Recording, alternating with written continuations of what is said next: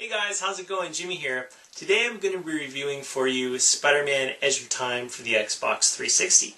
I'm a big fan of the Spider-Man franchise. I'm really excited to do this review for you. I hope you enjoy this video. Thanks for watching. In Spider-Man Edge of Time, you get to play as two different Spider-Man. You get to play with the current day the Amazing Spider-Man, and you also get to play as the futuristic Spider-Man 2099. Now, in the game, these two Spider-Man, their two worlds collide as the Amazing Spider-Man and Spider-Man 2099 work together to preserve the future. Now, for the most of the game, these two Spider-Men, they will not be in the same time period. But from time to time, they will communicate with each other to solve puzzles, battle enemies, and remove obstacles. Now, in each time period, one of the Spider-Men will have to carry out an action, or something will have to take place in the level or room so that the other Spider-Man in a different time period can progress in the same area. It's just a different time period. The main problem that I had with this feature, on the box for this game, this is what it states. It says, "Your actions in one world will impact the other," end of quote. Now, this would have been great if you had a variety of choices to make, and determining on what action you chose, something different would happen to the other Spider-Man. You'd have a list, a whole list of variables, something different that could take place. But basically, you only have one choice and one option in this game so that the other Spider-Man could progress. If this game did give you multiple choices, depending on what problem you had to solve, that would have really helped out with the replayability of this game. Replayability, obviously it's important with a game, especially with a game like this. Spider-Man Edge of Time, you can finish it in about 5 to 7 hours, so having the option for replayability really would have been great. Now, the story in Edge of Time is decent, and perhaps the greatest thing I can say about it that helps with the story is the quality of voice acting.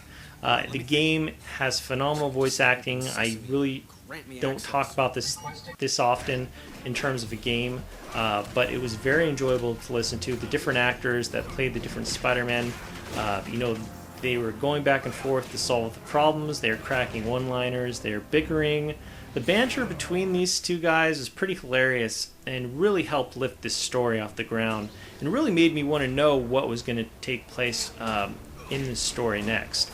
Now, in terms of the graphics and visual presentation, I have to say, to be honest, it's below average. At times I had to remind myself that this game is for a current-gen console. Most of the enemies that you'll come in contact with, they're totally forgettable. Few of the cutscenes, they were impressive, but other than that, Spider-Man Edge of Time is less than an average-looking game. Let's talk about the gameplay.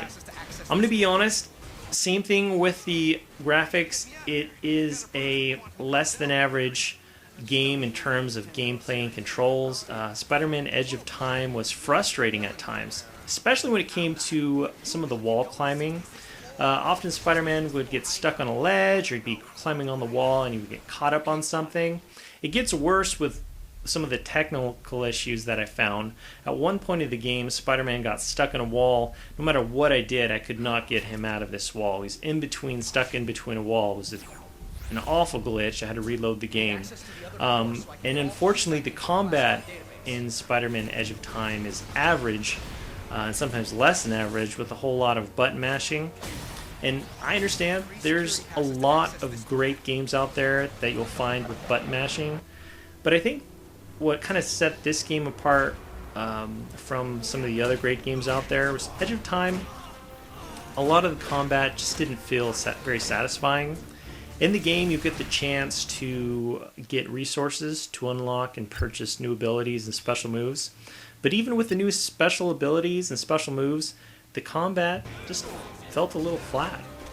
Now, the music and sound effects are actually very well done, in my opinion. I thought the soundtrack in Edge of Time was excellent, and I thought it really went well with the different levels and boss battles and different cutscenes.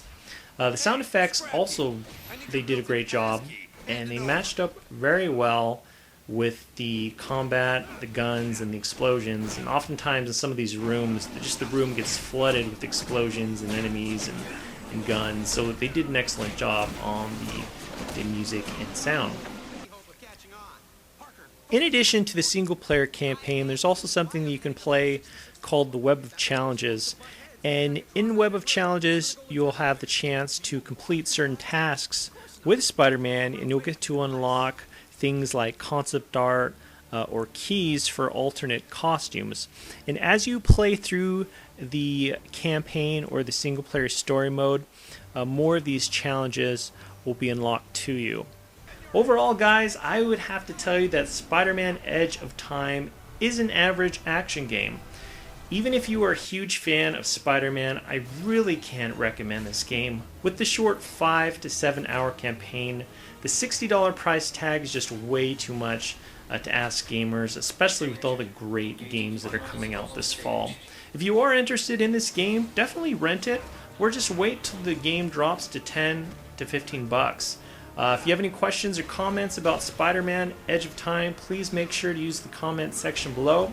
Guys, if you like this review, please make sure to give it a thumbs up, and if you're not subscribed, please make sure to do that as well. As always, guys, thank you so much for watching, and I'll talk to you later.